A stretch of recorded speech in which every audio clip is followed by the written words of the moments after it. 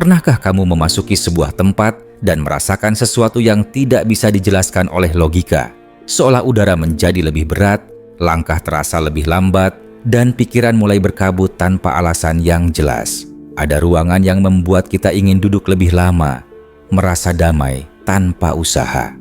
Namun ada pula tempat yang justru menguras energi, meninggalkan kita lelah meski hanya beberapa menit berada di dalamnya. Pertanyaannya, mengapa hal ini terjadi? Dan lebih penting lagi, apa sebenarnya yang bekerja di balik fenomena halus yang sering kita abaikan ini? Dunia yang kita lihat bukanlah seluruh dunia yang ada. Leluhur dari berbagai tradisi memahami bahwa setiap tempat memiliki denyut batin, sebuah resonansi tak kasat mata yang dapat mempengaruhi manusia, hewan, bahkan tumbuhan. Mereka menyebutnya dengan berbagai istilah. Prana bagi para yogi, Chi bagi para praktisi Tao, Baraka dalam tradisi Sufi. Sedangkan para penjaga tanah Nusantara mengenalnya sebagai napas bumi. Energi ini bukan sekadar konsep spiritual. Ia adalah sesuatu yang bisa dirasakan bila kita mau memperhatikan sinyal-sinyal halus yang sering kita abaikan. Bayangkan sebuah ruangan seperti wadah. Apapun yang terjadi di dalamnya meninggalkan jejak. Kata-kata yang pernah diucapkan, emosi yang pernah meledak, doa yang pernah dipanjatkan, bahkan keheningan yang pernah mengalir. Semua tersimpan, bertumpuk, bercampur, lalu beresonansi kembali kepada siapapun yang memasuki ruang tersebut. Ketika jejak itu harmonis, kita merasakan kenyamanan. Ketika jejak itu kacau, kita merasakan kelelahan atau tekanan yang sulit dijelaskan. Dalam video ini kita akan menelusuri mengapa beberapa tempat mampu menguras energi kita. Kita akan melihatnya dari sudut pandang hikmah kuno, pemahaman energi alam, serta mekanisme batin manusia yang tak kalah misterius. Kita juga akan membongkar rahasia mengenai bagaimana sebuah ruang dapat menyerap, menahan, bahkan memantulkan energi dari makhluk hidup. Dan yang paling penting, kita akan belajar bagaimana melindungi diri serta memulihkan kekuatan batin saat berada di tempat semacam itu.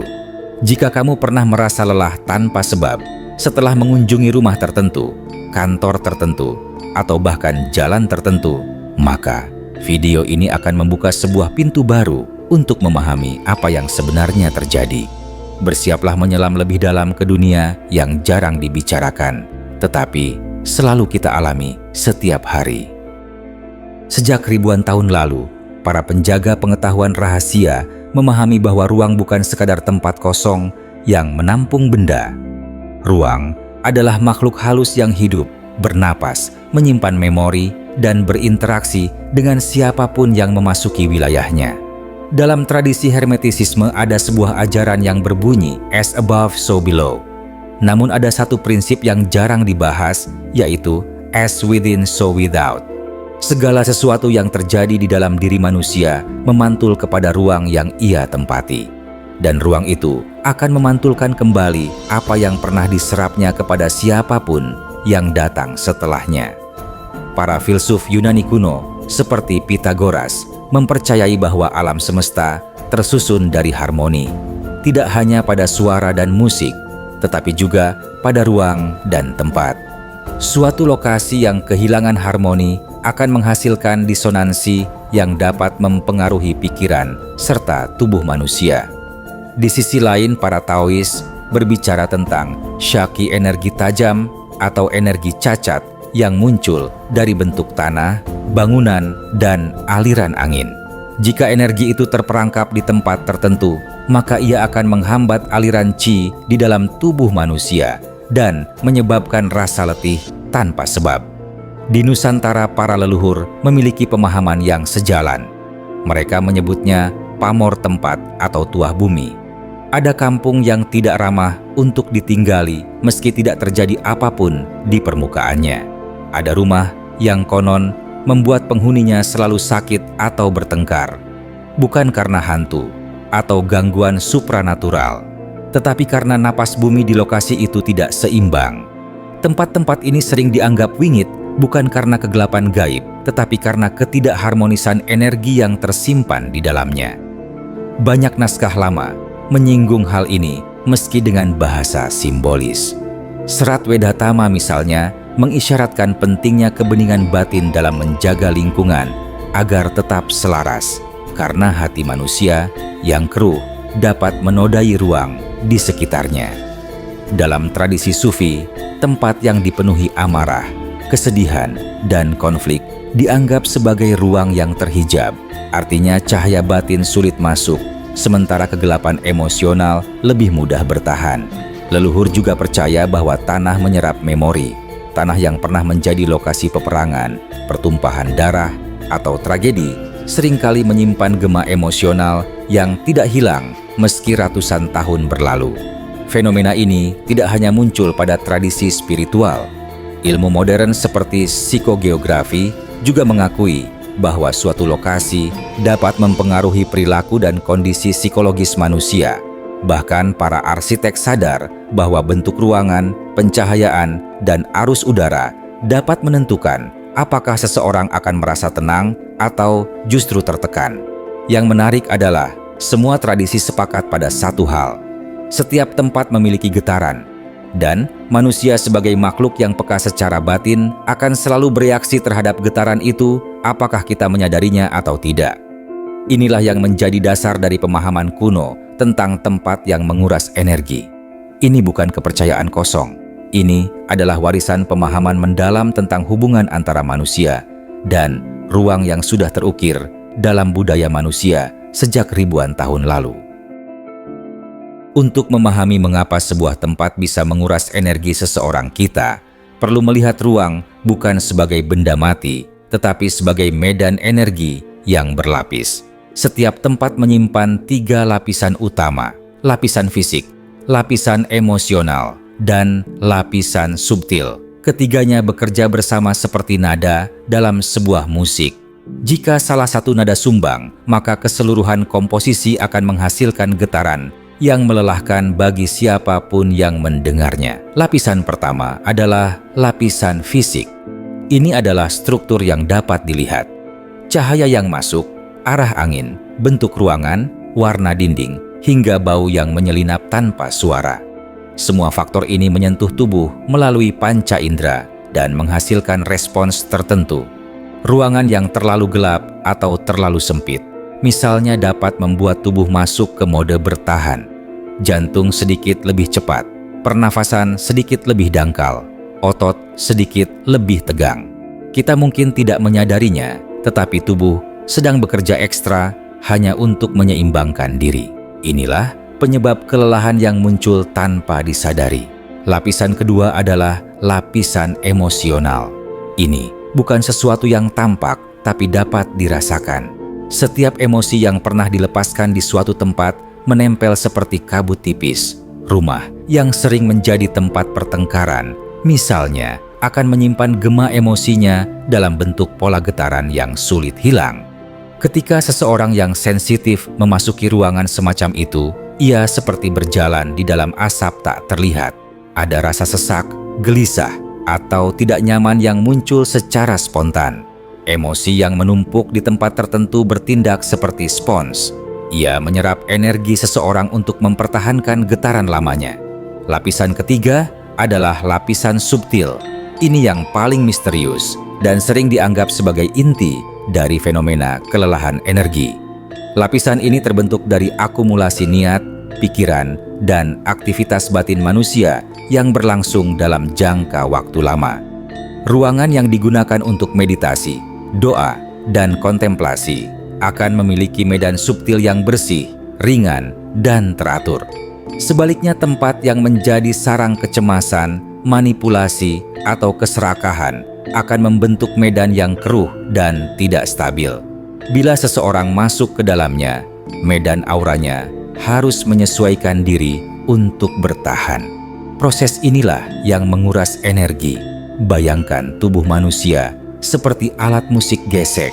Ketika bersentuhan dengan medan energi tertentu, ia otomatis ikut beresonansi. Jika tempat itu selaras, maka resonansinya lembut dan menguatkan. Namun jika tempat itu kacau, maka alat musik kita dipaksa mengikuti ritme yang tidak harmonis. Inilah yang membuat seseorang merasa lelah, pusing, atau emosinya tiba-tiba berubah setelah berada di suatu tempat. Fenomena ini juga terkait dengan sensitivitas individu. Orang yang memiliki intuisi kuat, empati tinggi, atau batin yang terbuka akan lebih mudah menyerap getaran ruang. Mereka seperti spons yang dirancang untuk merasakan halusnya medan. Bagi mereka, tempat yang tidak seimbang terasa seperti badai sunyi yang menekan tubuh dari dalam. Sedangkan orang yang kurang peka mungkin tidak menyadari apapun, tetapi tetap mengalami penurunan energi secara perlahan. Di sini kita mulai melihat bahwa tempat yang menguras energi bukanlah misteri gelap yang menakutkan. Ia adalah hasil interaksi antara getaran ruang dan getaran manusia.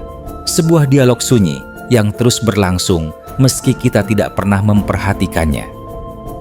Ketika kita masuk lebih dalam ke inti pemahaman ini, kita akan menemukan bahwa kelelahan energi bukan hanya berasal dari sifat ruang, tetapi juga dari bagaimana ruang itu memengaruhi mekanisme batin manusia. Ada 3 cara utama sebuah tempat dapat menguras energi seseorang: melalui resonansi yang memaksa, melalui interferensi pola, dan melalui penyerapan langsung. Resonansi yang memaksa terjadi ketika getaran ruang jauh berbeda atau bertolak belakang dengan getaran batin seseorang. Misalnya, seseorang yang membawa ketenangan memasuki tempat yang menyimpan jejak konflik, seperti 2 alat musik yang dipaksa bermain bersamaan dalam nada yang berbeda. Keduanya akan bergetar keras hingga menemukan titik netral. Titik netral itulah yang sering terasa sebagai kelelahan. Batin bekerja keras untuk menyesuaikan diri dengan lingkungan yang tidak cocok dengannya. Interferensi pola terjadi ketika pikiran atau emosi seseorang terganggu oleh pola energi yang tersimpan dalam ruang tersebut. Ini seperti mencoba berbicara di tengah kerumunan yang riuh. Suara luar bukan hanya mengganggu tetapi juga merusak fokus dan kestabilan batin. Dalam konteks energi pola yang tidak harmonis dapat mengacaukan ritme pikiran, menyebabkan rasa bingung gelisah, atau bahkan kehilangan arah tanpa sebab. Ruang tertentu memantulkan pola pikiran lama atau memicu emosi yang seolah muncul dari dalam diri, padahal berasal dari jejak kolektif ruang itu. Lalu, ada mekanisme penyerapan langsung. Ini yang paling tidak disadari, namun paling sering terjadi. Tempat-tempat tertentu berperilaku seperti sumur energi.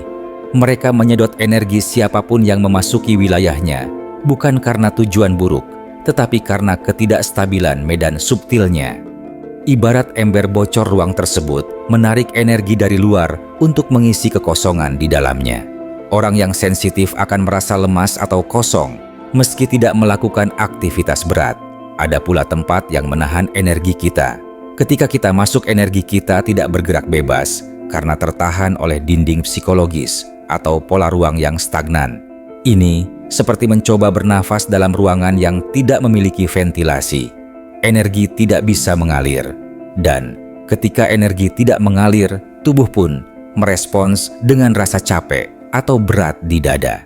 Yang jarang dibicarakan adalah bagaimana ingatan ruang dapat membangkitkan bayangan batin manusia. Ketika sebuah tempat menyimpan memori tragedi, memori itu tidak hilang. Ia memancar dalam bentuk impuls halus yang dapat masuk ke bawah sadar seseorang.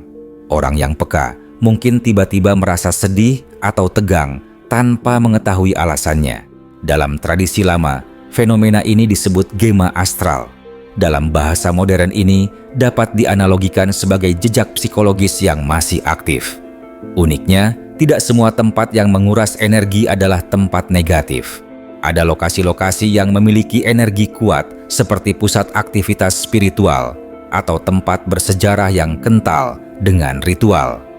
Bagi sebagian orang, energi yang terlalu kuat juga melelahkan karena tubuh perlu beradaptasi dengan intensitas yang tinggi.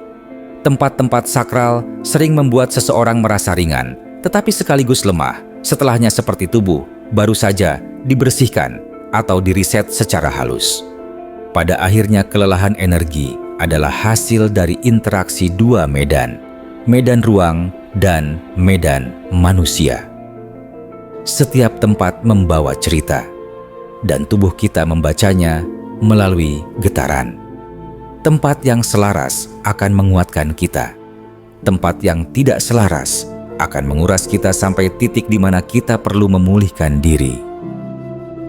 Setelah memahami bagaimana sebuah tempat dapat mempengaruhi medan energi manusia, kini saatnya memasuki bagian yang paling penting. Bagaimana cara kita menghadapi tempat yang menguras energi dan apa yang bisa kita lakukan untuk menjaga keseimbangan batin ketika harus berada di ruang semacam itu.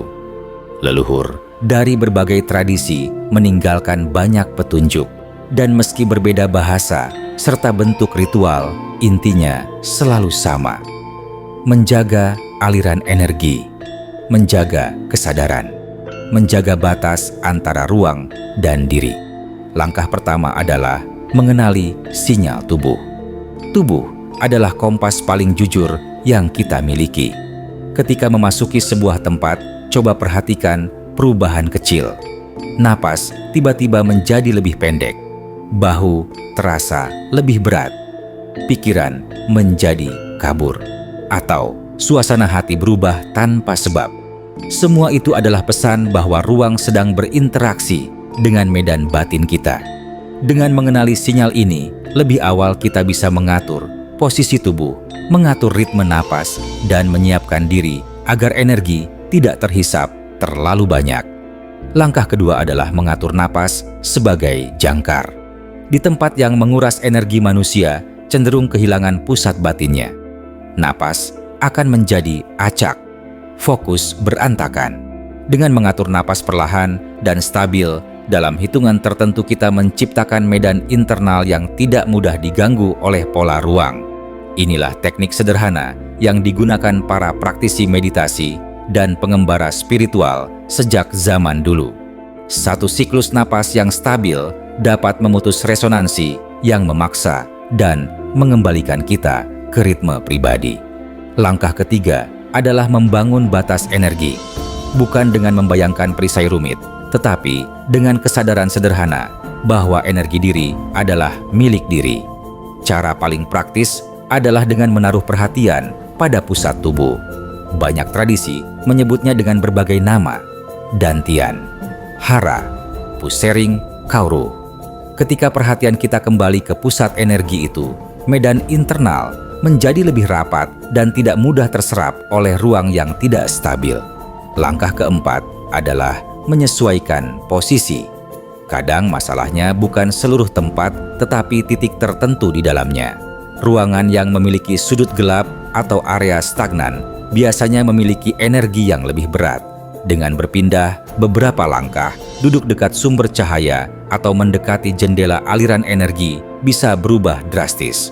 Para arsitek spiritual dalam tradisi Feng Shui memahami ini dengan sangat baik, bahwa tubuh merespon arah dan aliran energi ruangan sama seperti air merespon bentuk wadahnya. Langkah kelima adalah membawa sesuatu yang dapat menstabilkan medan batin. Ini bisa berupa benda sederhana yang memiliki nilai personal atau spiritual, gelang kayu yang selalu dipakai, batu yang menenangkan, atau bahkan doa pendek yang diulang dalam hati. Benda atau ucapan ini bukan jimat, tetapi jangkar psikologis yang membantu mempertahankan integritas energi kita di lingkungan yang tidak harmonis. Langkah terakhir adalah melakukan pemulihan setelah meninggalkan tempat tersebut. Tidak perlu ritual panjang. Sekadar duduk dengan punggung lurus, menarik napas panjang beberapa kali, atau membasuh tangan dengan air mengalir sudah cukup untuk melepaskan sisa-sisa getaran yang menempel. Air adalah media pembersih alami dalam banyak tradisi karena ia membawa aliran yang mampu memutus energi stagnan. Bahkan, berjalan di bawah sinar matahari sebentar dapat menyeimbangkan kembali medan energi yang sempat terguncang. Kuncinya bukan menghindari semua tempat yang tidak selaras. Dalam hidup kita, tidak selalu bisa memilih ruang yang kita masuki. Yang bisa kita lakukan adalah memasuki ruang itu dengan kesadaran bahwa kita memiliki kendali atas medan batin sendiri. Dengan latihan sederhana dan perhatian yang halus, tubuh serta pikiran akan belajar menyesuaikan diri tanpa kehilangan kekuatannya. Pada akhirnya, perjalanan kita memahami mengapa beberapa tempat menguras energi bukan sekadar tentang lokasi atau suasana. Ini adalah tentang hubungan diam antara ruang dan manusia. Setiap tempat adalah wadah memori, setiap ruang adalah gema dari peristiwa yang pernah terjadi, dan setiap langkah yang kita ambil di dalamnya selalu bersinggungan dengan getaran yang mendahului kita. Ketika sebuah ruang terasa berat atau melelahkan, itu bukan semata-mata pertanda adanya sesuatu yang buruk. Itu adalah panggilan agar kita lebih peka terhadap medan halus yang membentuk kehidupan di sekitar kita. Kita telah melihat bahwa ruang memiliki lapisan fisik, emosional, dan subtil, bahwa setiap lapisan dapat berinteraksi dengan tubuh, pikiran, dan batin. Kita juga telah menelusuri bagaimana resonansi yang memaksa interferensi pola dan penyerapan energi dapat terjadi tanpa kita sadari. Dan kita mempelajari cara praktis untuk menjaga keseimbangan napas, fokus, batas energi, dan pemulihan setelah meninggalkan ruang yang tidak selaras. Semua ini menunjukkan bahwa kepekaan bukan kelemahan. Kepekaan adalah kemampuan melihat apa yang tersembunyi di balik permukaan. Sekarang saatnya kamu mulai memperhatikan bagaimana ruang berbicara kepada dirimu. Amati tempat-tempat yang melemahkanmu maupun yang menguatkanmu. Latih napas saat memasuki lingkungan baru dan rasakan bagaimana tubuh merespons getaran yang tidak kasat mata. Perlahan kamu akan menyadari bahwa dunia ini tidak sesunyi yang terlihat. Ada dialog konstan antara kesadaranmu dan ruang yang kamu pijak. Dan ketika kamu mampu membaca dialog itu, hidup akan terasa lebih jernih dan lebih terarah.